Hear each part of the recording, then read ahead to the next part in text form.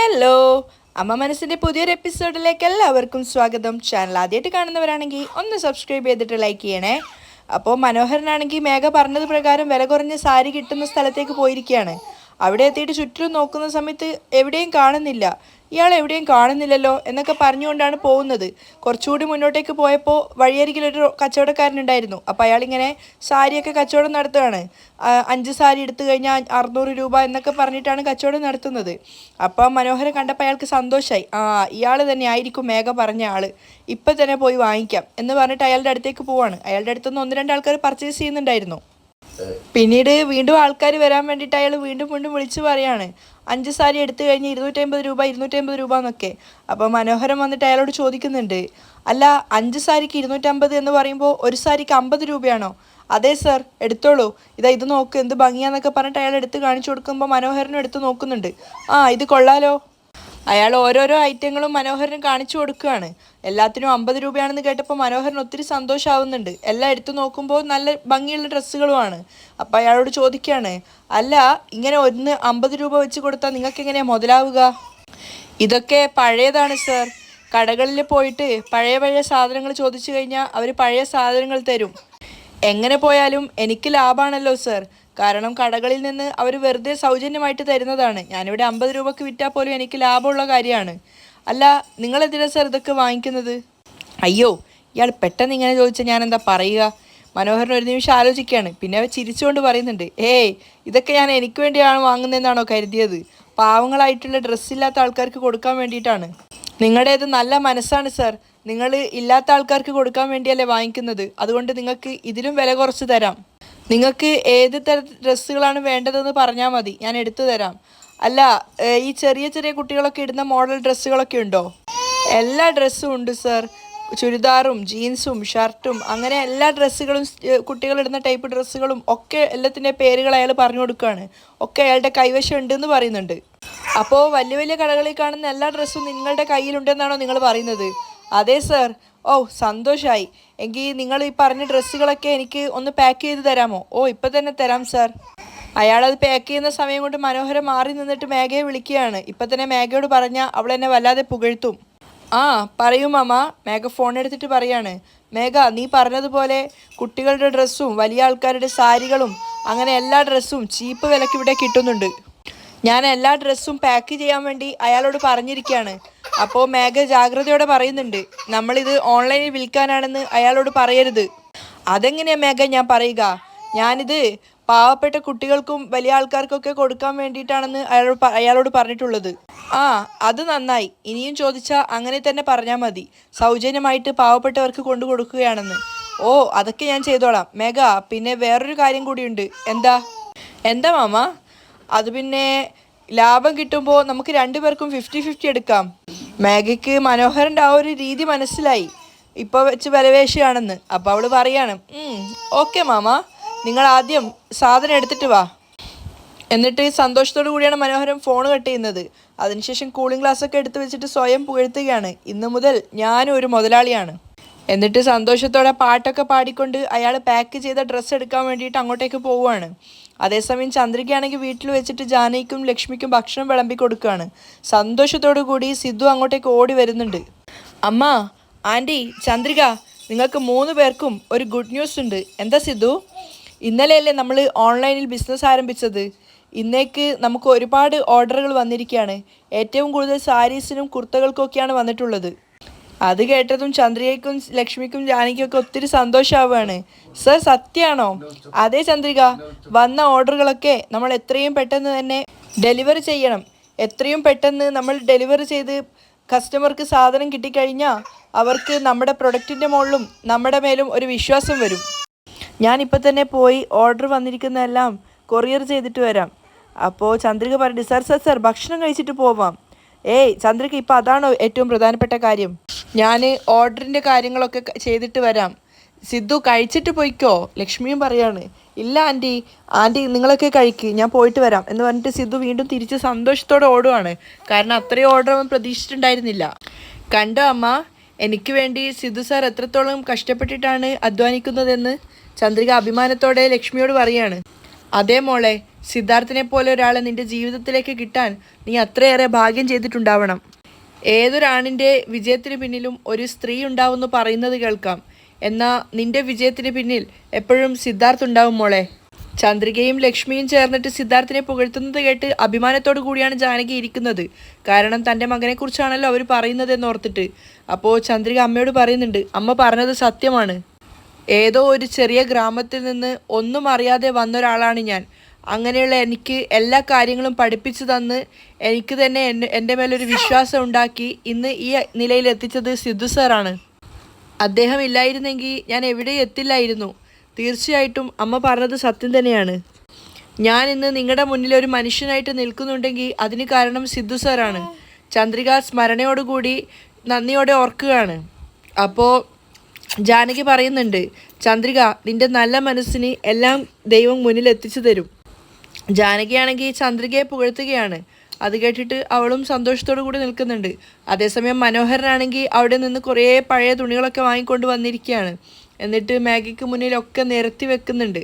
മേഘ സന്തോഷത്തോടു കൂടി നിൽക്കുമ്പോൾ മനോഹരൻ പറയാണ്, നോക്ക് മേഘ, ഒന്നുപോലും കണ്ട പഴയ തുണിയാണെന്ന് തോന്നില്ല. മേഘ, ഇത് പഴയ തുണിയാണെന്ന് ആർക്കും പെട്ടെന്ന് മനസ്സിലാവുക പോലും ഇല്ല. അതെ മാമൻ പറഞ്ഞത് ശരി തന്നെയാണ്. മേഘയും അത് സമ്മതിക്കുകയാണ്.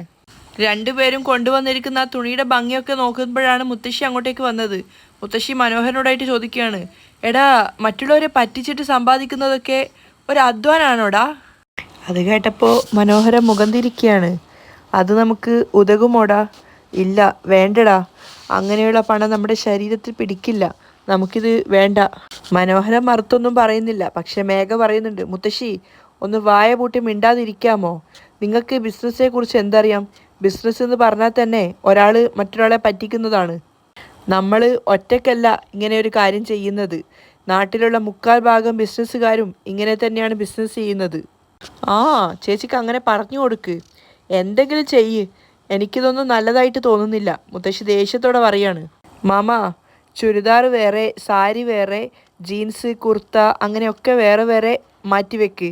അതൊക്കെ ഫോട്ടോ എടുത്തിട്ട് ഞാൻ ഓൺലൈനിൽ ബിസിനസ് തുടങ്ങാൻ വേണ്ടി പോവാണ്. ആ മേഘ, നീ പറഞ്ഞതുപോലെയൊക്കെ ഞാൻ ചെയ്യാം. എന്നിട്ട് അതിൽ നിന്നൊരു സാരി എടുത്തിട്ട് മനോഹരൻ ചോദിക്കുകയാണ്, മേഘ, ഈ സാരിക്ക് ഏകദേശം എത്ര വില വെക്കും ഓൺലൈനിൽ? സാരിയുടെ മെറ്റീരിയലൊക്കെ കൊള്ളാം, കാണാനും നല്ല ഭംഗിയുണ്ട്, മേഘ പറയുകയാണ്. അതുകൊണ്ട് നമുക്കൊരു 1500 വെക്കാം. അത് കേട്ടത് മുത്തശ്ശി മനോഹരൻ അന്താളിച്ചു പോവാണ്. പ്രത്യേകിച്ച് മനോഹരൻ. എന്ത് മേഘ, ഈ സാരിക്ക് ഒന്നിന് 50 രൂപയാണ്. ഈ 1500 എന്ന് വെച്ചാൽ 1500 രൂപയാവില്ലേ? ബിസിനസ് എന്ന് വെച്ചാൽ അങ്ങനെ തന്നെയാണ് മേഘ, നീ പറയുന്നത് കേട്ടാ ഒരു മാസം കൊണ്ട് തന്നെ നമ്മൾ ആകാശത്തിൻ്റെ മുകളിൽ എത്തുന്നു തോന്നുമല്ലോ. അതെ നിങ്ങൾ ഈ കൊണ്ടുവന്നിരിക്കുന്ന ഡ്രസ്സ് വെച്ചിട്ട് നമുക്ക് ഒരുപാട് സമ്പാദിക്കാൻ പറ്റും. ഇങ്ങനെ ഓരോ മാസവും നമ്മൾ ചെയ്യുകയാണെങ്കിൽ നമുക്ക് നഷ്ടപ്പെട്ട മുഴുവൻ സ്വത്തുക്കളും തിരിച്ചു പിടിക്കാം. മേഘ വല്ലാത്ത സന്തോഷത്തോടെയും അഭിമാനത്തോടെയുമാണ് പറയുന്നത്. അത് കേട്ടപ്പോൾ തന്നെ മുത്തശ്ശിക്ക് പുച്ഛം തോന്നുന്നുണ്ട്. അപ്പോൾ മനോഹരനാണെങ്കിൽ എല്ലാ രീതിയിലും മേഘയെ സപ്പോർട്ട് ചെയ്യാണ്. അയാൾ പറയുന്നുണ്ട്, മേഘ, സത്യം പറഞ്ഞാൽ ഇതുപോലൊരു ബുദ്ധി നിനക്ക് മാത്രമേ തോന്നുകയുള്ളൂ. മേഘ വല്ലാത്തൊരു ചിരിയോടുകൂടി സന്തോഷത്തോടെ നിൽക്കുകയാണ്. മനോഹരനും മേഘയുടെ പക്ഷം ചേർന്നിട്ട് പൊട്ടത്തരം സംസാരിക്കുന്നത് കേട്ടപ്പോൾ മുത്തശ്ശി സ്വന്തം തലക്കടിക്കുകയാണ്. അയ്യോ അയ്യോ അയ്യോ അയ്യോ, നിങ്ങളുടെ രണ്ടുപേരുടെയും കൂടെ ജീവിക്കുന്നതിനേക്കാളും നല്ലത് കാശിയിലോ രാമേശ്വരത്തോ പോകുന്നതാണ്. അങ്ങനെയാണെങ്കിൽ കയ്യോടെ കാശിയിലേക്ക് പോയിക്കോ, ഞാൻ വേണമെങ്കിൽ ടിക്കറ്റ് എടുത്തു തരാം. മനോഹരൻ പിന്നീന്ന് വിളിച്ചു പറയാണ്. മുത്തശ്ശി പോയിക്കോട്ടെ, നിങ്ങളൊരു കാര്യം ചെയ്, ഇതൊക്കെ വേറെ വേറെ സെപ്പറേറ്റ് ആക്കി വെക്ക്, ഞാൻ വന്ന് ഫോട്ടോ എടുക്കാം. ആ മേഘ, ഞാൻ അതൊക്കെ ചെയ്യാം. അല്ല, ചന്ദ്രിക ഗാർമെൻറ്റ്സ് എന്ന് പറഞ്ഞിട്ടാണ് അവർ ബിസിനസ് ആരംഭിച്ചിട്ടുള്ളത്. അതുപോലെ മേഘ ഗാർമെൻറ്റ്സ് എന്ന് പറഞ്ഞിട്ടാണോ മോള് തുടങ്ങുന്നത്? അങ്ങനെ ചെയ്താൽ നന്നായിട്ടുണ്ടാവും അല്ലേ? മേഘയ്ക്ക് അത് കേട്ടപ്പോൾ നല്ലൊരു ഐഡിയ ആയിട്ട് തോന്നുവാണ്. എന്തായാലും നിങ്ങൾ ഇതൊക്കെ വേറെ വേറെ സെപ്പറേറ്റ് ആക്കി വെക്ക്. ഞാൻ ഫോട്ടോ എടുത്തിട്ട് എല്ലാ സോഷ്യൽ മീഡിയ പ്ലാറ്റ്ഫോമിലും അപ്ലോഡ് ചെയ്യാം. നാളെ മുതൽ ഓൺലൈൻ ബിസിനസ്സിൽ മേഘ ഗാർമെൻറ്റ്സ് നമ്പർ 1 ആയിരിക്കും. മേഘ ഇങ്ങനെ സ്വയം കുറേ കിനാവുകൾ കണ്ടുകൊണ്ടാണ് പറയുന്നത്. മേഘ അവിടെ നിന്ന് പോകുമ്പോൾ മനോഹരൻ പിറുപിറുക്കുകയാണ്. കാരണം അതൊക്കെ സെപ്പറേറ്റ് ആക്കി വെക്കുന്ന കാര്യം മേഘയ്ക്ക് ചെയ്തൂടെ എന്നൊക്കെ അയാൾ ഇങ്ങനെ സംസാരിക്കുന്നുണ്ടായിരുന്നു. എന്താവൊന്നും അറിയില്ല എന്നൊക്കെ പറഞ്ഞുകൊണ്ടാണ് അയാൾ ചെയ്തുകൊണ്ടിരിക്കുന്നത്. അങ്ങനെ പിറ്റേന്ന് നേരം വെളുത്തപ്പോൾ ലക്ഷ്മിയും ജാനകിയും പൂജാമുറിയിലാണുള്ളത്. അവർ രണ്ടുപേരും പ്രാർത്ഥിച്ചു കഴിഞ്ഞ സമയത്തിൻ്റെ പുറത്തു നിന്ന് സംസാരിച്ചുകൊണ്ട് സിദ്ധുവും ചന്ദ്രികയും വരികയാണ്. അതിനെക്കുറിച്ചൊന്നും നീ വറീഡ് ആവേണ്ട ചന്ദ്രിക, അതൊക്കെ നല്ല രീതിക്ക് തന്നെ നന്നായിട്ട് പോകുന്നൊക്കെ സിദ്ധു പറയുന്നുണ്ട്. അപ്പോഴാണ് ലക്ഷ്മി ചന്ദ്രികയെ വിളിക്കുന്നത്. രണ്ടുപേരും പൂജ പ്രാർത്ഥിക്കാൻ വേണ്ടി അങ്ങോട്ടേക്ക് പോവുകയാണ്. ഇതെവിടെ രണ്ടുപേരും രാവിലെ തന്നെ പോയിട്ട് വന്നിരിക്കുന്നത്? ഓൺലൈനിൽ ഒരുപാട് ഡ്രസ്സിന് ഓർഡർ വന്നിട്ടുണ്ടമ്മ. ഞങ്ങൾ രണ്ടുപേരും രാവിലെ തന്നെ പോയിട്ട് അതൊക്കെ കൊറിയർ ചെയ്തിട്ട് വരികയാണ്. കേൾക്കുമ്പോൾ തന്നെ വല്ലാത്ത സന്തോഷം തോന്നുന്നു മോളെ. ഇന്നലെയാണ് നമ്മൾ ഓൺലൈൻ ബിസിനസ് ആരംഭിച്ചത്. അപ്പോഴേക്കും ഒരുപാട് ഓർഡറുകൾ വരാനും തുടങ്ങി. ഇപ്പോൾ ഇനി അങ്ങോട്ട് നിനക്ക് ഇതുപോലെ തന്നെ ഒരുപാട് ഓർഡറുകൾ വരും ചന്ദ്രിക. ഈ ബിസിനസ്സിൽ നീ നല്ല ഉയർച്ചയിലെത്തും. എനിക്ക് എന്താ അമ്മ അറിയുക, സിദ്ധു സാറാണ് എന്നെ ശരിയായ രീതിയിൽ നല്ല രീതിക്ക് നടത്തിക്കൊണ്ടു പോകുന്നത്. സിദ്ധു ഒന്നും പറയാതെ ഇങ്ങനെ താഴ്താഴ്ത്തി നിൽക്കുകയാണ്. അപ്പോൾ ലക്ഷ്മി പറയുന്നുണ്ട്, ജീവിതകാലം മുഴുവൻ സിദ്ധു നിനക്ക് നല്ലൊരു പങ്കാളിയായിരിക്കും മോളെ. തീർച്ചയായിട്ടും അമ്മായി. സിദ്ധു അത് സപ്പോർട്ട് ചെയ്ത് സംസാരിക്കുകയാണ്. അപ്പോൾ അവർക്ക് രണ്ടുപേർക്കും ചന്ദനം കൊടുത്തതിന് ശേഷമാണ് ലക്ഷ്മി പറയുന്നത്, പിന്നെ ഒരു കാര്യം ഞാൻ പറയാൻ മറന്നുപോയി. എന്താ അമ്മ? നിങ്ങൾ രണ്ടുപേരും ഓൺലൈനിൽ ബിസിനസ് ആരംഭിച്ചത് കൊണ്ട് മേഘയും നിങ്ങളെപ്പോലെ ഓൺലൈനിൽ ബിസിനസ് തുടങ്ങിയിരിക്കുകയാണ്. ചന്ദ്രികയ്ക്ക് അത് കേട്ടപ്പോൾ അതിശയാവുകയാണെങ്കിൽ സിദ്ധുവിനും ജാനകിക്കും അത് കേട്ടപ്പോൾ ദേഷ്യമാണ് തോന്നുന്നത്. എന്താ അമ്മ പറയുന്നത്? അതേ ചന്ദ്രിക, നിങ്ങൾ ഓൺലൈൻ ബിസിനസ് ആരംഭിച്ചത് കൊണ്ട് ഞാനും ബിസിനസ് തുടങ്ങിയിട്ടുണ്ടെന്നും ഞാൻ ബിസിനസ്സിൽ എത്രയും പെട്ടെന്ന് വലിയ ആളായി മാറുമെന്നും അവൾ തന്നെയാണ് എന്നോട് പറഞ്ഞത്. സാരമില്ലമ്മ, മേഘ ഓൺലൈൻ ബിസിനസ് ആരംഭിച്ചത് കൊണ്ട് എനിക്കും സന്തോഷം തന്നെയാണ് തോന്നുന്നത്. എങ്ങനെയായാലും അവൾ നല്ല രീതിയിൽ മുന്നേറണം എന്ന് തന്നെയാണ് എൻ്റെ ആഗ്രഹം. മേഘയാണോ നല്ല രീതിക്ക് മുന്നേറാൻ വേണ്ടി പോകുന്നത്? ജാനകിയാണ് തിരിച്ചു ചോദിക്കുന്നത്. അവൾ എപ്പോൾ മുന്നോട്ടേക്ക് വരുന്നുണ്ടെങ്കിലും അതേതെങ്കിലും കുറുക്കു വഴിയിലൂടെ മാത്രമായിരിക്കും. അവളുടെ ബുദ്ധി പോലും കുരുട്ട് ബുദ്ധിയാണല്ലോ. അവൾ ഈ തുടങ്ങാൻ പോകുന്ന ബിസിനസ്സിൽ ഇനി എന്തൊക്കെ ഫ്രോഡിത്തരം ചെയ്യുന്ന ദൈവത്തിന് മാത്രം അറിയാം. ജാനകിക്കൊന്നും മേഘയുടെ മേൽ ഒട്ടും വിശ്വാസം ഉണ്ടായിരുന്നില്ല. അപ്പോൾ ചന്ദ്രിക വീണ്ടും പറയാണ്, അമ്മായി അങ്ങനെ പറയണ്ട, മേഘ ഇനിയെങ്കിലും തിരുത്തി നല്ല രീതിയിലേക്ക് ജീവിക്കുന്നു തന്നെയാണ് എൻ്റെ വിശ്വാസം. ചന്ദ്രിക വീണ്ടും മേഘയെ സപ്പോർട്ട് ചെയ്ത് സംസാരിക്കുന്ന കേട്ടപ്പോൾ ജാനകി പറയുന്നുണ്ട്, മേഘ നിനക്ക് എത്രത്തോളം ദ്രോഹം ചെയ്തിട്ടുണ്ട്? നിന്റെ അമ്മയ്ക്കും അച്ഛനും എന്തൊക്കെ ശല്യങ്ങളാണ് അവൾ ചെയ്തത്? അങ്ങനെയുള്ള അവളെയാണോ നീ സപ്പോർട്ട് ചെയ്ത് സംസാരിക്കുന്നത് ചന്ദ്രിക? ജാനകിക്ക് അത് ദേഷ്യം തോന്നുന്ന കാര്യമായിരുന്നു. അപ്പോൾ ചന്ദ്രിക പറയുന്നുണ്ട്, മേഘ നമ്മളെ ആരെയും മനസ്സിലാക്കാതെയാണ് ഓരോന്ന് ചെയ്തു കൂട്ടുന്നത്. അവൾ തിരുത്തി നല്ല രീതിയിൽ തന്നെ വരും അമ്മായി. ചന്ദ്രികയ്ക്ക് കോൺഫിഡൻസ് ഉണ്ടായിരുന്നു. അപ്പോൾ അവളുടെ ആ ഒരു മനസ്സ് കണ്ടപ്പോൾ ലക്ഷ്മി പറയാണ്, നീ എൻ്റെ അടുത്ത് പോലും വളരാത്ത മകളാണ്. നീ എത്രത്തോളം നേർമയുള്ളവളും സത്യസന്ധയുമാണ്. എന്നാൽ മേഘയാണെങ്കിൽ ഞങ്ങളുടെ അടുത്താണ് വളർന്നത്. ഞങ്ങളാണ് അവളെ വളർത്തിയത്. അങ്ങനെയുള്ള അവൾ ഇത്രയും വഴികെട്ട് പോയതെങ്കിൽ അത് ഞങ്ങളുടെ തെറ്റാണോ എന്നാണ് ഞങ്ങൾക്ക് തോന്നുന്നത്. ഞങ്ങൾ അവളെ അത്രത്തോളം മോശമായിട്ടാണോ വളർത്തിയത് എന്ന് ആലോചിക്കുമ്പോൾ സ്വയം കുറ്റബോധം തോന്നുന്നു ചന്ദ്രിക. ലക്ഷ്മിക്ക് മേഘയെക്കുറിച്ച് ആലോചിക്കുമ്പോൾ ഇപ്പോഴും വല്ലാത്ത സങ്കടവും കുറ്റബോധവും തോന്നുവാണ്. ഇനിയെങ്കിലും ദൈവം അവൾക്ക് നല്ല ബുദ്ധിയും നല്ല തീരുമാനം എടുക്കാനുള്ള കഴിവും കൊടുക്കട്ടെ. ലക്ഷ്മി ഇങ്ങനെ സങ്കടത്തോടെ മേഘയെക്കുറിച്ച് പറഞ്ഞപ്പോഴേക്കും സിദ്ധുവിൻ്റെ ഫോൺ റിങ് ചെയ്യുന്നുണ്ടായിരുന്നു. ചന്ദ്രിക, ഇപ്പോഴും 2 ഓർഡർ വന്നിരിക്കുകയാണ് എന്ന് പറഞ്ഞിട്ട് സിദ്ധു അവൻ്റെ ഫോൺ കാണിച്ചു കൊടുത്തപ്പോൾ ചന്ദ്രികയ്ക്കും സന്തോഷമായി. അമ്മ ഞങ്ങളിത് പോയിട്ട് ഡെലിവറി ചെയ്തിട്ട് വരാം എന്ന് പറഞ്ഞിട്ട് അവർ രണ്ടുപേരും വേഗം അവിടുന്ന് പോവുകയാണ്. അവർ പോയപ്പോൾ സന്തോഷത്തോടു കൂടി തന്നെയാണ് ജാനകിയും ലക്ഷ്മിയും നിൽക്കുന്നത്. ജാനകി ലക്ഷ്മിയോട് ചോദിക്കുന്നുണ്ട്, നാളെ ഗുരുക്കളെ കാണാനുള്ള അവസരം ഉണ്ടാക്കിയോ? അതിനു വേണ്ടിയിട്ട് നിൻ്റെ ഏട്ടൻ പോയിട്ടുണ്ട്. സിദ്ധുവിൻ്റെയും ചന്ദ്രികയുടെയും കല്യാണം ഒരു കുറ്റവും കുറവും ഇല്ലാതെ നല്ല രീതിയിൽ വേഗം തന്നെ നടക്കണം. അതുമാത്രമാണ് ഇപ്പോഴത്തെ എൻ്റെ പ്രാർത്ഥന. അപ്പോൾ ലക്ഷ്മി പറയുന്നുണ്ട്, ജാനകി നീ വിഷമിക്കേണ്ട ആവശ്യമൊന്നുമില്ല, ആവലാതിപ്പെടുകയൊന്നും വേണ്ട.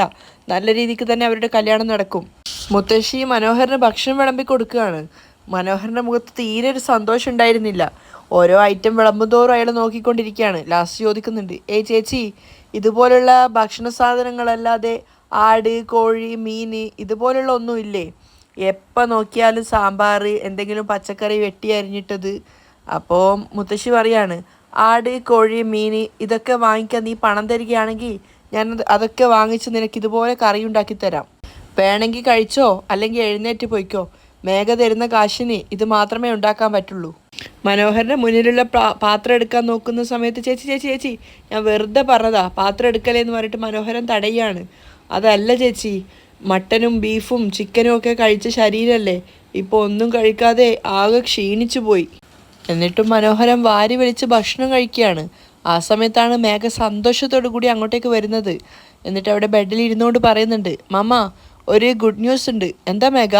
നമ്മൾ ഓൺലൈനിൽ ബിസിനസ് ചെയ്യാൻ വേണ്ടി വെച്ചിരിക്കുന്ന ഡ്രസ്സുകളില്ലേ, അതിനൊക്കെ ഒരുപാട് ഓർഡറുകൾ വന്നിട്ടുണ്ട്. ഏകദേശം ഒരു 18,000 രൂപയുടെ കച്ചവടം മാത്രമാണ് നമുക്കിന്ന് കിട്ടിയിരിക്കുന്നത്. മേഘയുടെ സന്തോഷം കണ്ടപ്പോൾ പക്ഷെ മുത്തശ്ശിക്ക് അതത്ര ദഹിക്കുന്നില്ല. കാരണം മറ്റുള്ളവരെ പറ്റിക്കുന്നതാണല്ലോ ഇവരുടെ ബിസിനസ്. അപ്പോൾ മനോഹരനാണെങ്കിൽ അതിശയത്തോടു കൂടിയാണ് ചോദിക്കുന്നത്, മേഘ ഒരൊറ്റ ദിവസം കൊണ്ട് 18,000 രൂപ കിട്ടിയെന്നോ? നമ്മൾ ഫുട്പാത്തിൽ പോയിട്ട് വെറും 50 രൂപ കൊടുത്ത് വാങ്ങിച്ച ഡ്രസ്സുകളായിരുന്നല്ലോ അതൊക്കെ. അങ്ങനെയുള്ള ഡ്രസ്സുകൾക്ക് 18,000 രൂപ കിട്ടിയെന്ന് വെച്ച് കഴിഞ്ഞാൽ ഇങ്ങനെയുള്ള ബുദ്ധി നിനക്ക് മാത്രമേ ഉണ്ടാവുള്ളൂ മേഘ എന്ന് പറഞ്ഞിട്ട് അവളെ പുകഴ്ത്തുകയാണ്. അയാളുടെ പുകഴ്ത്തലിൽ സുഖിച്ചിരിക്കുകയാണ് മേഘ. അവളുടെ ആ ഒരു ബുദ്ധിയും അവളുടെ കഴിവൊക്കെ ഓർത്ത് അവൾക്ക് വല്ലാത്ത അഭിമാനം തോന്നുന്നുണ്ടായിരുന്നു. അവിടെയാണ് ഇന്നത്തെ എപ്പിസോഡ് വൈൻഡപ്പ് ചെയ്യുന്നത്.